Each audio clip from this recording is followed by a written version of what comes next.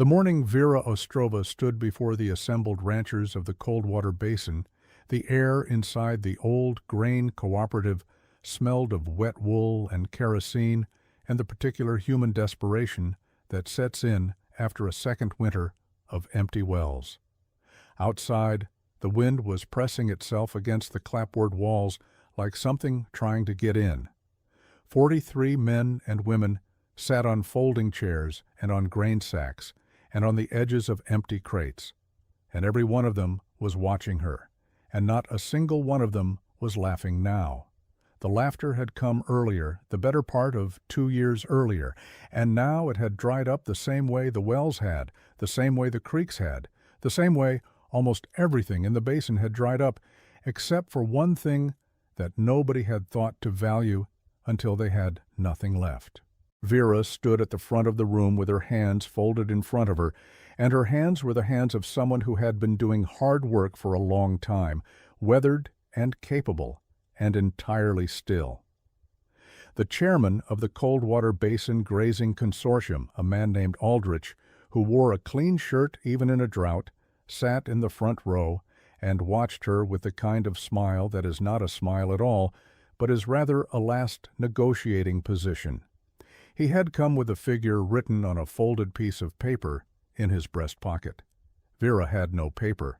She had already made her decision, and she had made it a long time ago in a different kind of cold, in a different kind of silence, and the land itself had been the one to tell her what it was. What Aldrich did not yet understand was that the real accounting had been closed months before this meeting, not by any one of the people in that room, but by 60 animals that most of them had thought weren't worth the price of their own hunger. She had come to the Coldwater Basin 19 months earlier, in the last week of October, when the first snow was still a rumor in the clouds, but the cold was already a fact in the ground. She had driven a second-hand truck up the switchback road from the junction, pulling a borrowed trailer with $1,140 in a bank envelope in the glove box and the address of a property written on a torn piece of paper bag. The property had been listed under an estate notice in a regional agricultural circular, 3 lines of print that nobody else had responded to, because everybody in the basin already knew what the property was and what it was worth, which was to say, not much of either. 42 acres of high scrubland on the eastern rim of the basin, thin-soiled and boulder-scattered, with a collapsed outbuilding and a farmhouse that leaned slightly to the north as though it were listening for something. The estate had priced it at $850, including whatever was left on the land. What was left on the land was 60 sheep. She had not gone to look at the property before she bought it. She did not have money for the fuel to make a second trip. She had sent a letter, received a letter back confirming the terms, and she had driven up on a Tuesday morning with her bank envelope and her borrowed trailer, and that was the entire negotiation. The estate's attorney was a tired man named Buell, who shook her hand at the gate, handed her a deed, pocketed $850 without comment, and drove away in a car that was newer than her truck. She stood at the gate in the cold and looked at what she had purchased. The 60 sheep were distributed across the scrubland in a posture that could most charitably be called survival. They were Rambouillet crossbreeds, which was a dignified name for animals that did not look especially dignified just then. Their wool was long and matted, and in some cases so thickly felted with burrs and debris that individual sheep appeared to be carrying small portions of the landscape on their backs. They were thin, not starving in the dramatic sense of the word, but carrying the particular thinness of animals that have been eating a diminishing resource for longer than was good for them. Their eyes, however, were clear. Vera noticed that.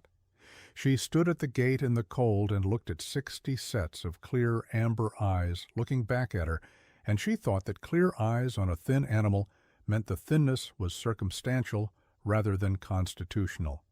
And she put that thought in a safe place and went to assess the outbuilding. She had $290 left after the purchase. She spent the first night in the truck. In the morning she began to figure the arithmetic which was the only arithmetic she had, and she wrote it on the inside cover of a spiral notebook with a mechanical pencil. 60 animals eating approximately 3 pounds of supplemental forage per day per animal through a winter that would run, at minimum, 140 days.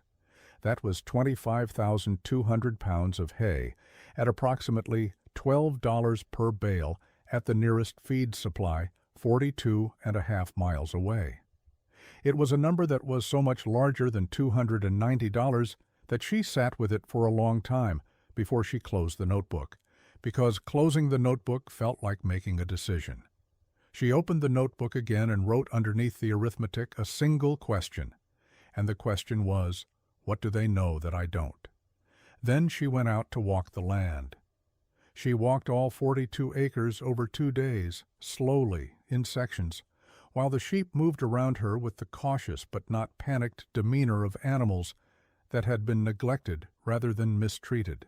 The scrubland was exactly what it looked like from the gate, thin-soiled and rocky and laced with the silver skeletons of sage and bunch grass cropped down to nothing. There was very little here, by any conventional measurement, but on the second afternoon, in the far northeast corner of the property where a ridge of pale limestone jutted out of the hillside like the shoulder blade of something enormous buried below, she noticed that the ground was different. It was not wet exactly, but it was darker than the surrounding soil, and the sparse grass growing from it was a different shade of green than everything else on the property, a particular deep green that grass only achieves when its roots are finding something genuine. She crouched down and pressed her palm to the ground, and the ground was noticeably warmer than the air, not warm in any dramatic sense. Warm in the way of a secret being kept at low temperature, like a coal banked down under gray ash, so it will last the night, rather than spend itself in an hour of brightness.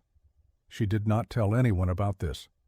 She went back to the farmhouse and added a line to her notebook, and the line said, "Warm ground, northeast corner limestone ridge."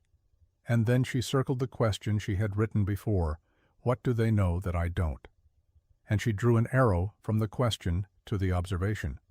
The county seat was 14 miles south of the basin's main road, and the feed store and the post office and the Coldwater Basin Grazing Consortium's district office were all on the same block, which meant that news traveled efficiently. By the end of the second week, everyone in the basin knew that a woman alone had bought the Orloff scrubland and the 60 Orloff sheep, and had paid, when they did the math on the estate circular, $14.17 a head for animals that were going to die before February anyway, plus she had paid for the privilege of a leaning farmhouse on 42 acres of nothing particular. The number that circulated was close, but not exact. The exact number was $14.17.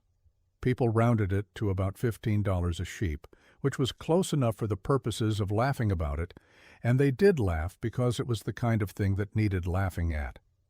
There was a man named Dorrance who ran the largest sheep operation in the basin, 460 head, on good bottomland with a functioning artesian well and a new hay barn, and Dorrance was the kind of man who laughed in the way of someone establishing a position.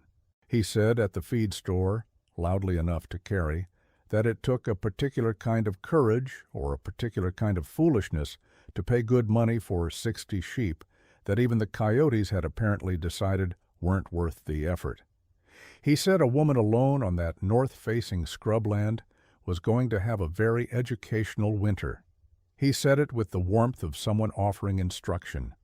Several people laughed. The feed store owner's wife, who was behind the counter and who had been listening, did not laugh.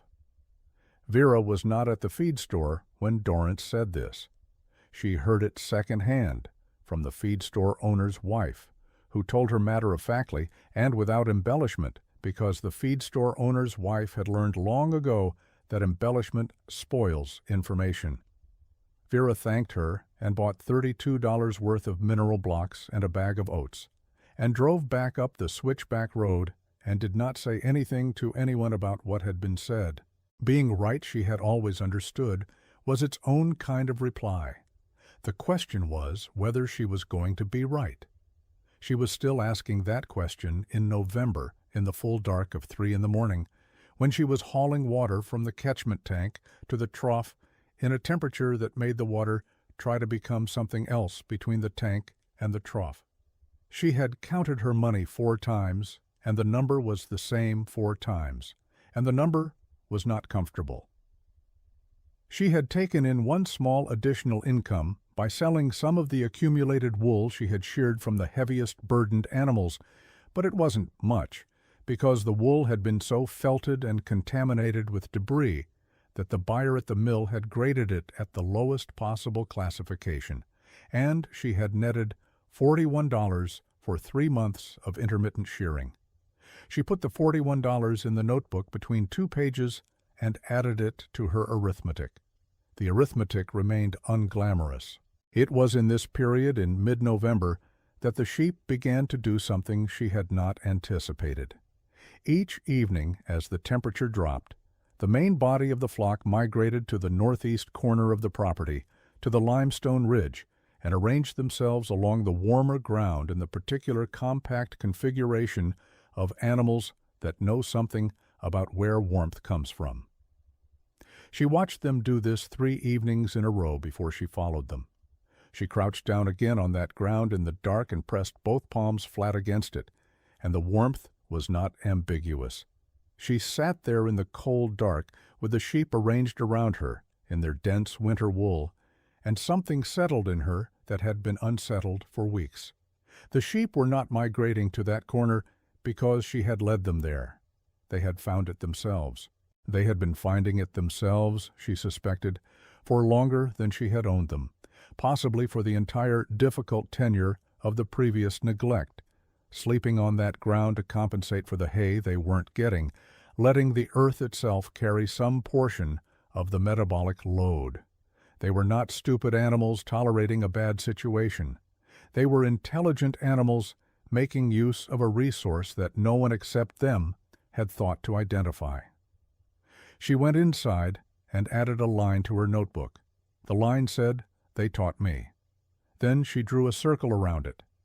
The neighbor arrived on a Wednesday in late November, walking up the road from the south property boundary with a jar of something preserved in each hand, moving at the pace of someone who has learned that the ground rewards patience and punishes hurry. His name was Emilian Rizos, and he was 71 years old, with a face that the wind had worked on for most of those years, and he had been running a small mixed enterprise on the adjacent 28 acres for longer than anyone still living in the basin could precisely remember. He had come from somewhere in Central Europe decades earlier, and he carried the accent of wherever that was in his voice, a soft, unhurried sound that made his sentences feel like things that had been thought about before being spoken. Nobody mocked him exactly, though nobody had ever asked his opinion on anything agricultural either, which was a different kind of dismissal. He set the 2 jars of preserved plums on Vera's kitchen table and sat down and looked around the farmhouse with the unhurried assessment of a man deciding whether the person living in it was serious. He said after a time that he had watched her walking the land for 2 days when she first arrived, and he had thought that was a good sign. He said most people who buy land look at it from the road and never from the inside. He said the land keeps its important things on the inside, same as people. Then he said that he had seen where her sheep were sleeping. She told him about the ground temperature and the limestone and the shade of green in the grass. He listened without interrupting, and when she had finished, he was quiet for a moment, and then he said something that she wrote in her notebook that same night and did not forget afterward. He said, "A spring does not shout. It whispers up, and if you have not learned to be quiet, you will mistake it for ordinary ground and walk away, and the animals will think you foolish, but they will be too polite to say so." He told her that what she likely had in the northeast corner under the limestone shoulder was a geothermal upwelling, not dramatic, nothing that would run a mill or impress an engineer, but a place where the deep water came close enough to the surface to share its warmth, and that in the limestone country such places were not unheard of and were not nothing. He told her that in a bad winter such a place could keep the ground workable when everything around it was locked, and that sheep were particularly good at finding such places because their biology required it in a way that made finding warmth a matter of survival rather than preference. He said, "What the sheep know, they know in their bones. A clever person learns it in the mind. A wise person asks the sheep first." She asked him if he thought she should dig. He looked at her for a moment, and then he said, "Not yet. Watch first. See what else they show you." She watched.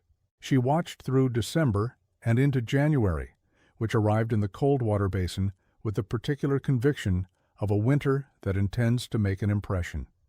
The temperature dropped below zero for 11 days running, and the creek that crossed the south end of the basin froze solid enough that the Dorrance operations cattle walked across it, which Dorrance noted with satisfaction because it meant he didn't have to operate the pump.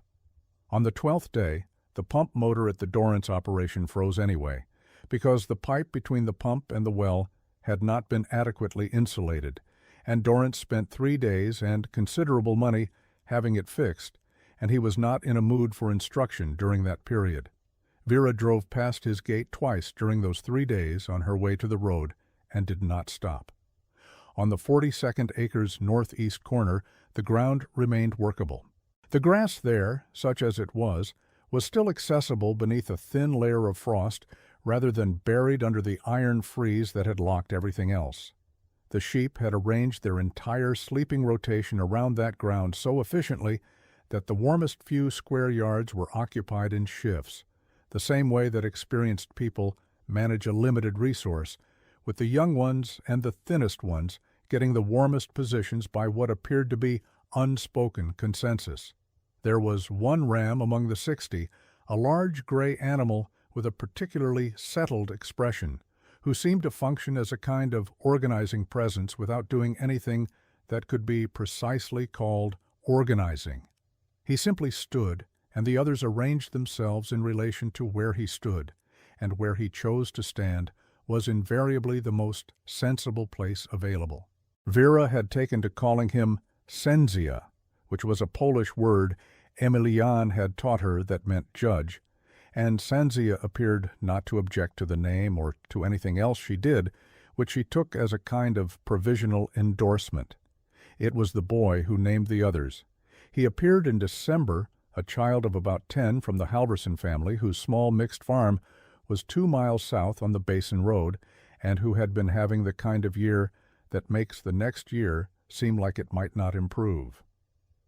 The boy's name was Matthias, and he did not say much, but he had a habit of arriving at the gate after school and standing there until Vera waved him in, and then he would move through the flock with a quiet, unhurried attention that the sheep tolerated with unusual patience. He named them all within 2 weeks. He named the oldest Ewe Biscuit and a pair of young twins comma and period, because one of them always stopped part way through a sentence and the other finished it. And he named a black-faced yearling Ink, and a particularly suspicious older ewe he called Magistrate, which he had apparently looked up after hearing Vera use the word Sędzia.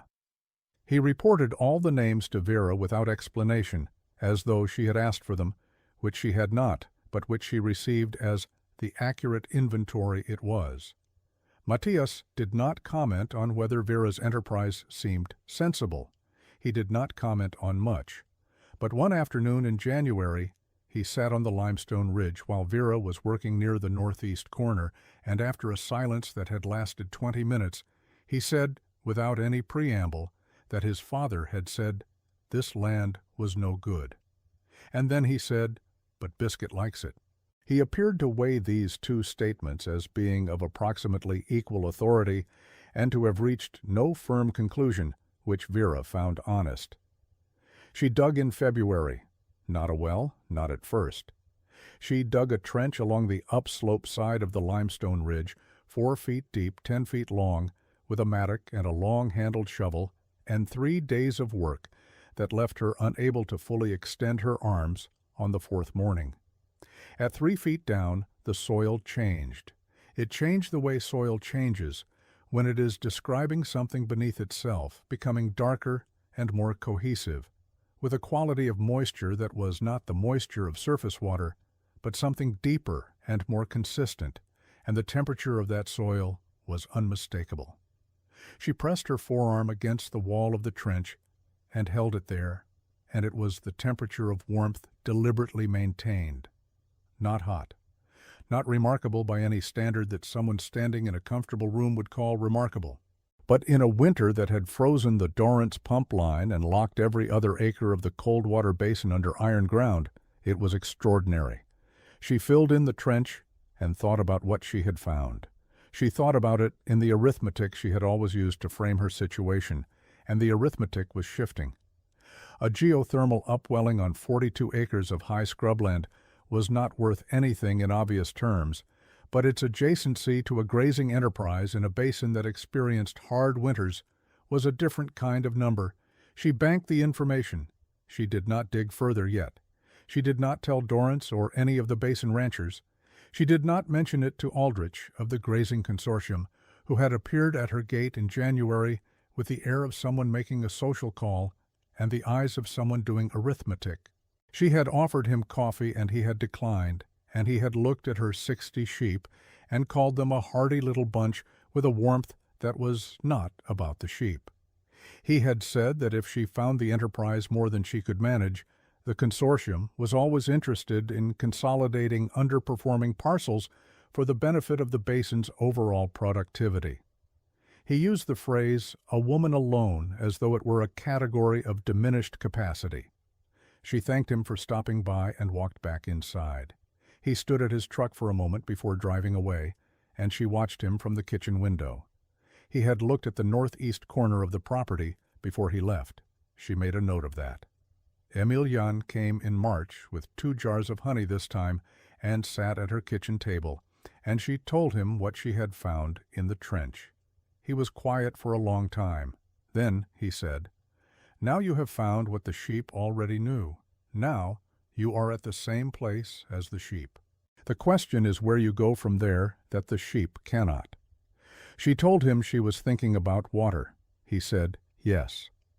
The proper well was dug in April, at the exact point where Senzia most frequently chose to stand, which Vera had marked with a stake in February when she noticed his preference. The well digger, a laconic man from a town 40 miles east, who had been recommended by Emilienne and who asked no questions beyond what she needed, drilled 40 feet before he hit what he called a pretty warm seam, and he said it in the tone of a man who was downplaying something because anything else would be unprofessional.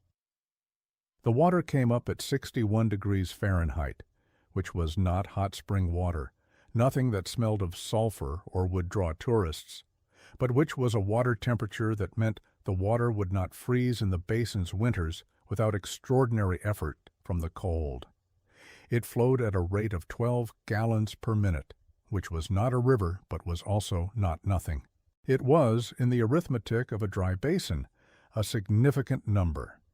She paid the well digger from money she had been accumulating in careful increments, selling wool that was improving as the flock recovered, selling 2 older ewes she had not planned to keep, and taking 1 additional payment she had not expected. The additional payment came from a woman who drove up the switchback road in May with the specific purposefulness of someone who has made inquiries before making a trip. She was a textile buyer from a city 400 miles east, and she had been told by a mill contact that there was a Rambouillet cross flock in the cold water basin producing something she might want to look at. She stood in the holding pen with the recovered flock around her and ran her hands through the fleece of 3 different animals with the precise, deliberate assessment of a professional. And then she stood up and said that what she was holding was a fine fiber fleece with a crimp consistency she had not seen in the region in several years, and that it was the result of a combination of low stress, appropriate mineral supplementation, and whatever the sheep were eating that was keeping their hooves and their metabolisms in this condition, and she would pay a specialty rate for the clip. The specialty rate was 4 times the commodity rate Vera had received the previous year. The 2 women agreed on terms in under 10 minutes. The textile buyer drove away. and Vera stood in the pen with the flock around her and did not say anything, but she wrote the number in her notebook and looked at it for a while, and the arithmetic of her situation had become a different kind of arithmetic entirely. She continued to say nothing to the basin ranchers. She continued to be the woman alone on the north-facing scrubland, with the 60 sheep that weren't worth the price of their own hunger. She bought hay and mineral blocks, and drove to the feed store when she needed to, and when she was asked how she was getting on, she said fine, with a quietness that people interpreted as the quietness of someone too proud to admit difficulty. She banked her gains the way she had learned to bank warmth, steadily, without display, keeping the resource low and consistent, rather than spending it in any bright declaration. Matthias came after school 3 days a week and moved through the flock and reported the health of individual animals with a precision that would have impressed a veterinarian. He said one afternoon that Biscuit had a new lamb who was very small but was standing correctly, and he had named her Fraction because she was a small part of a bigger number, and Vera said that was a good name, and Matthias appeared satisfied. The drought arrived in July, as though it had been on its way for some time and had simply chosen this particular summer to complete the journey. It arrived the way a crisis arrives when the land has been under strain for multiple seasons, not as a single catastrophic event, but as a door swinging open into heat. And once it was open completely. And the particular quality of the heat was not the usual summer heat of the Coldwater Basin, but something more committed than that, something that pressed down from the sky and pushed up from the ground simultaneously, so that the air between was being compressed. The creek that had frozen in January was by August a series of disconnected puddles, and by September it was not a creek in any meaningful sense, but simply a low place in the ground that remembered having been wetter.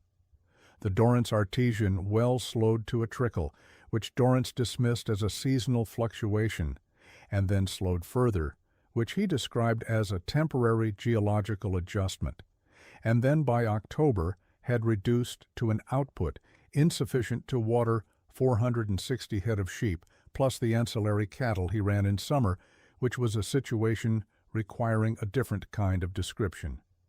3 other operations in the basin had conventional wells that had dropped below functional levels. 2 small family farms were purchasing water hauled in by truck at a cost that was rearranging their balance sheets in painful ways.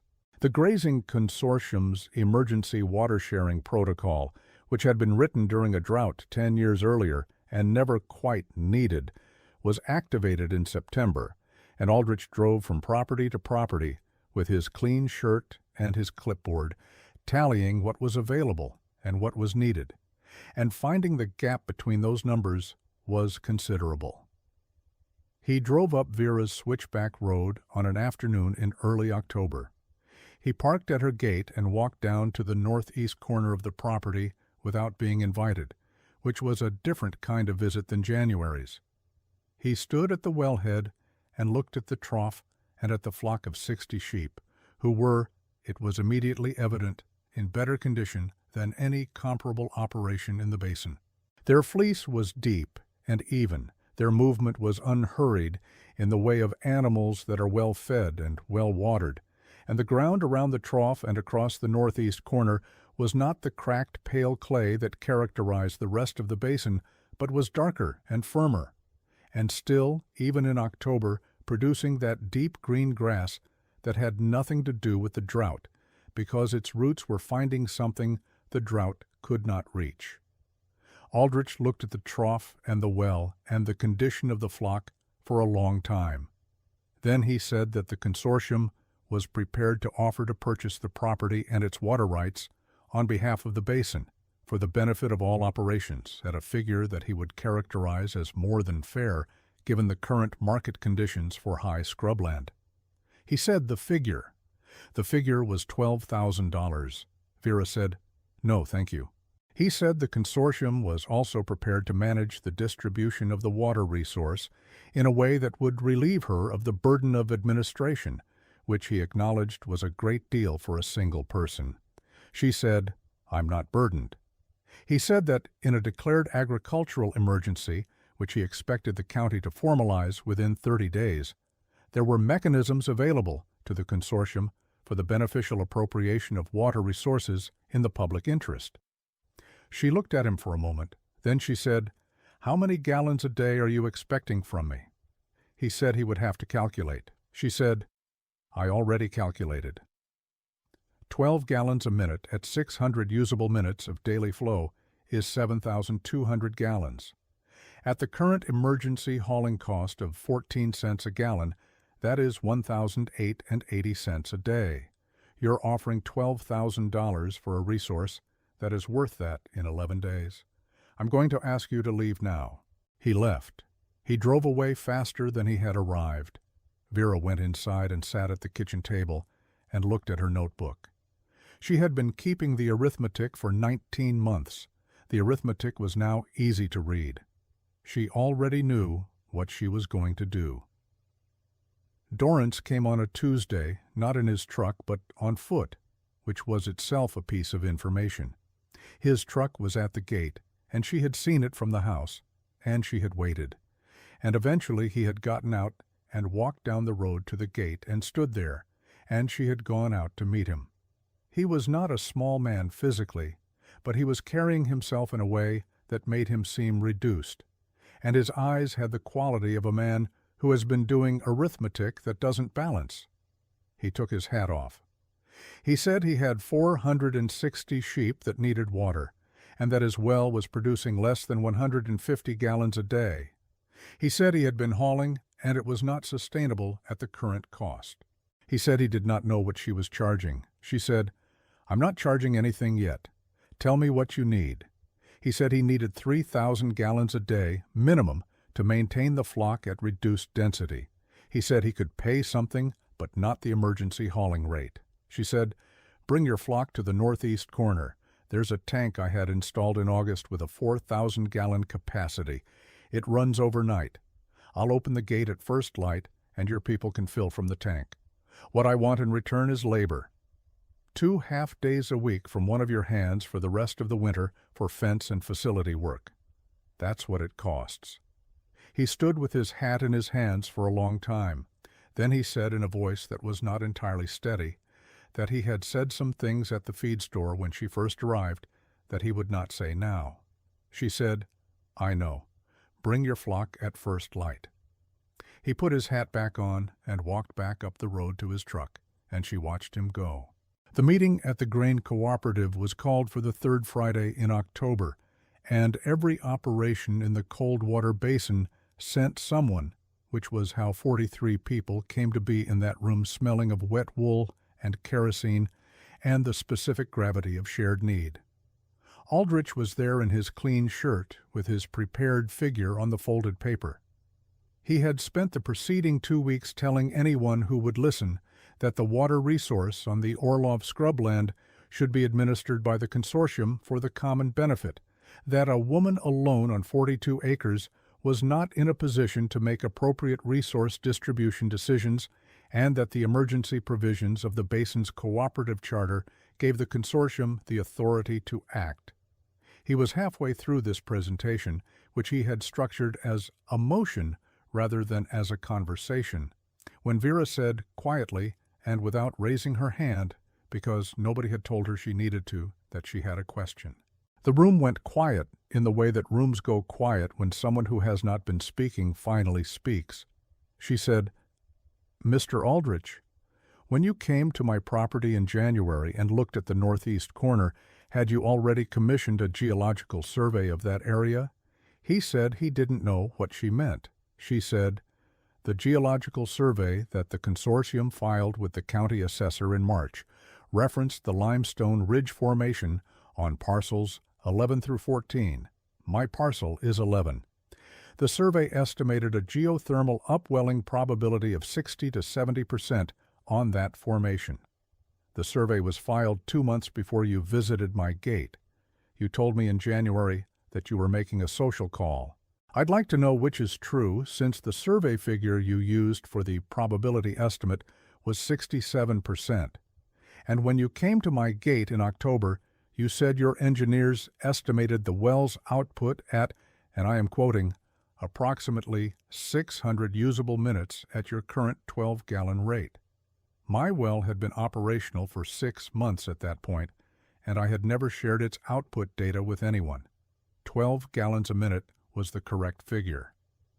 I'd like to know how you arrived at it. The room was entirely silent. Aldrich's hands were still. He did not reach for the folded paper. She said, "I'm not going to sell the water rights to the consortium. The consortium is not the basin. The basin is the people in this room.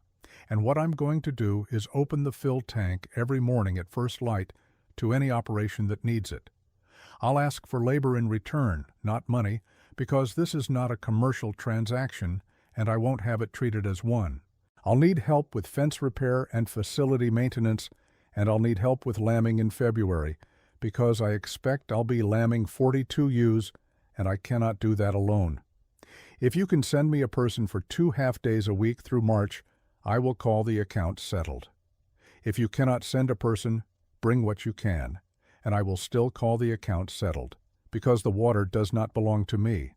I found it, and I dug for it, and I own the land it lives under, but the basin belongs to the basin." Nobody said anything for a moment. Then a man in the back of the room took his hat off, and then the person next to him took their hat off, and it went across the room in a quiet wave, not performative, the way things happen when they are true. Aldrich stood up and said that the consortium's position was that this arrangement was irregular and that he would be consulting the charter on the emergency provisions. 3 people told him in turn and without particular heat to sit down.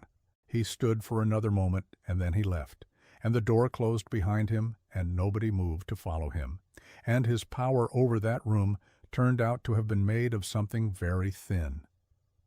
The rains came in November, late but sustained, 3 weeks of steady rain that began to refill the creek and return color to the eastern hillside. The basin did not recover in a season, because basins do not recover in seasons, but in years, and there was still careful work to do. But the flock on the 42 acres wintered well, all 60 of them plus the 38 lambs born in February, which made 98 animals where there had been 60. And the lambing that Vera could not have done alone, she did not do alone, because there were 6 people who came to help, including Dorrance's best hand, and, on 2 of the nights, Dorrance himself, who turned out to be a competent lammer when he was not maintaining a position. Matthias was there for every lambing, having negotiated with his father for the right to be there by promising improvements to the Halverson Farms drainage ditch, and he named every lamb before Vera had a chance to, and the names were accurate. He named the largest of the February lambs Proof, because, he said without elaboration, that was what it was.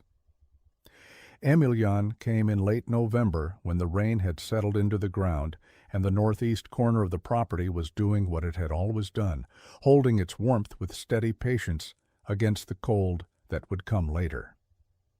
He sat at the kitchen table with a jar of preserved pears and looked at Vera's notebook, which she had given him permission to read, and he read it for a long time. He turned the pages forward and backward, tracking the arithmetic through its 19 months of evolution, from the first unglamorous numbers to the current ones, which were different in kind as well as in size. He set the notebook down and was quiet for a moment, and then he said, "A spring does not shout, it whispers up, and the one who listens becomes the one the water trusts." She said, "You told me something like that before." He said, "I know, the first time I was telling you. This time, I am telling you about you."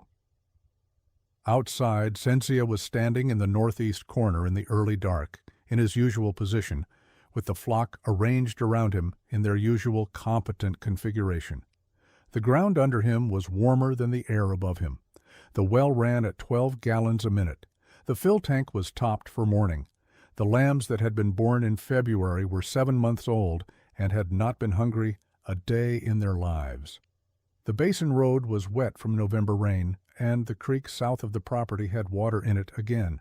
Not much, but water, which is what water is when it is beginning to be believed in again. The farmhouse still leaned slightly to the north. Vera had decided she did not mind this.